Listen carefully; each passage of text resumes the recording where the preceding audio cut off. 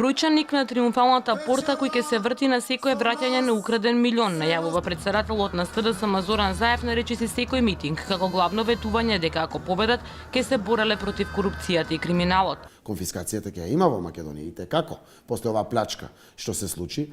Говорниците на ВМРО ДПМН пак на митинзите главно збаруваат за како што велат корупцијата на Заев како струмички градоначалник.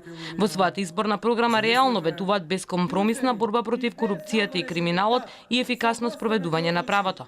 На прашањето како делот на високото партиско раководство на ВМРО ДПМН кој е осомничено за криминал и корупција ќе го спроведува ова, носителот на изборната единица 1 на ВМРО ДПМН Никола Поповски одговара дека тоа треба да го спроведуваат институциите во Македонија, без разлика што тие го ставаат во партиска програма.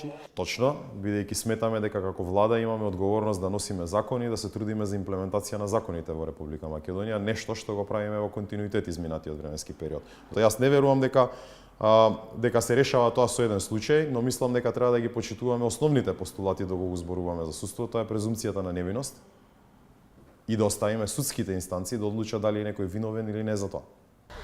Со судските инстанции кои ги споменува Поповски, проблем има специјалното јавно обвинителство, чии постапки за членови на ВМРО ДПМН судот генерално ги одбива. Председателот на ДУИ Али Ахмети вели дека очекува специјалното јавно обвинителство да заврши професионално својата работа, да е независно и да не зазема страна, но се уште немал процена за неговата досегашна работа.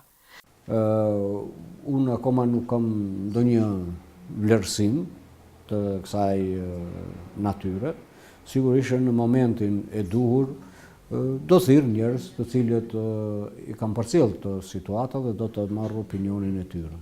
Таа институција мора да добие законска поддршка од сите институции, а пред да се случи промената, мислам дека работата на СЈО може да биде јавова, вели председателот на ДПА Мендух Тачи. Мислам дека после овие избори треба да се случи правна реформа во стилот на тоа што се случува во Албанија, каде имаме ветинг, што значи дека фигурата на обвинители и суди треба да се стави во рентген и после сите заедно со консензус да се одлучиме дали ќе одиме на ова целосна реформа. Очекувано и вообичаено ниту еден од партиските представници не ја гледа во своите редови корупцијата и криминалот, туку само кај политичките опоненти.